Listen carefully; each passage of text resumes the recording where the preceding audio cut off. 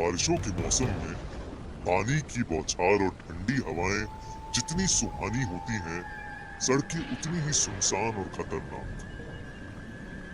आज की कहानी हमारे एक व्यूअर अजीत के साथ हुई एक सच्ची घटना पर आधारित है।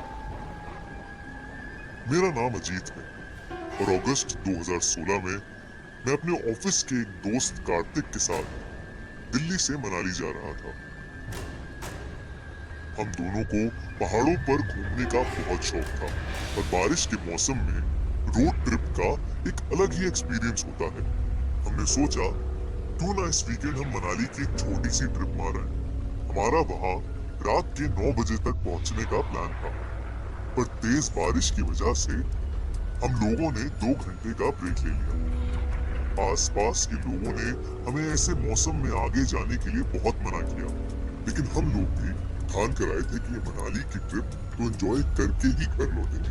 तो बारिश हल्की होते ही हम वापस मनाली की ओर निकल गए।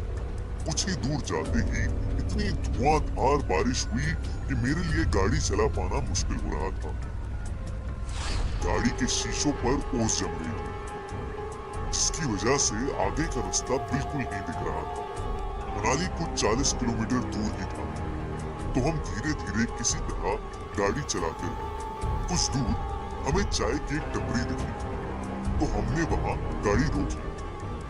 हम गाड़ी में बैठकर चाय ही पी रहे थे कि अचानक से हमारी गाड़ी की खिड़की पर किसी ने जोर जोर से ठक ठक की।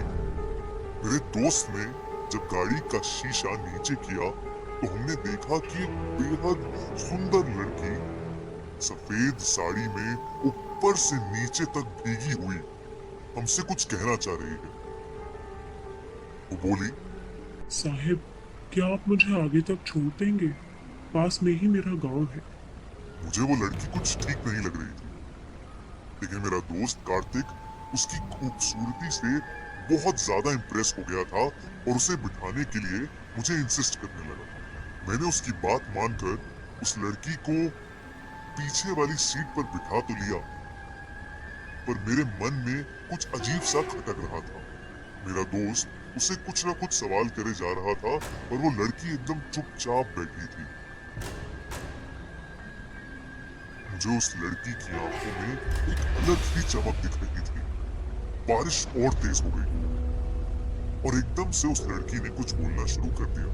वो कहने लगी, इस सड़क पर बारिश के वक्त बहुत एक्सीडेंट्स होते हैं। 2 महीने पहले मेरा भी इसी सड़क पर एक्सीडेंट हुआ था। मैं ऐसे ही पूरी भीगी हुई इस सड़क से अपने गांव जा रही थी और जाते वक्त पता नहीं किस गाड़ी ने अचानक मेरे सामने आकर मुझे ठोकर मार दी और तड़पती हुई हालत में मुझे यहीं छोड़कर चली गई।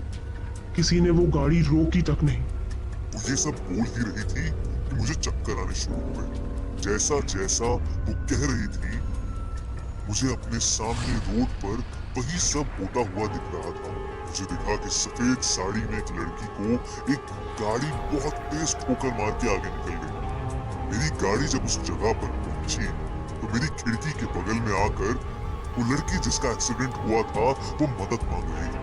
जब मैंने गौर से देखा तो मैं शॉक हो गया। वो लड़की हूबहू वैसे ही दिख रही थी जैसे मेरे गाड़ी में पीछे बैठी लड़की। तभी रियर व्यू मिरर में मुझे उस लड़की का डरावना चेहरा दिखा, जिसे देखकर मैं सुन्न पड़ गया और मेरी गाड़ी जाके एक दूसरी गाड़ी में टकरा गई। मेरा सर स्टीयरिंग पर जा लगा और मेरे बगल में बैठा कार्तिक बुरी तरह से जख्मी हो गया था। जब मैंने पीछे देखा तो वो लड़की जो हमारे साथ बैठी थी वो गायब हो चुकी थी। हम किसी तरह मनाली के बस स्टॉप पहुंचे, जहां लोगों ने हमारी मदद करी। ये किस्सा जब मैंने उन्हें बताया तो उन्होंने मुझसे कहा कि 2 महीने पहले उनके गांव की एक लड़की की एक रोड एक्सीडेंट में मौत हो गई थी। और आज भी वो सब सोचकर मेरे रोंगटे खड़े हो जाते हैं।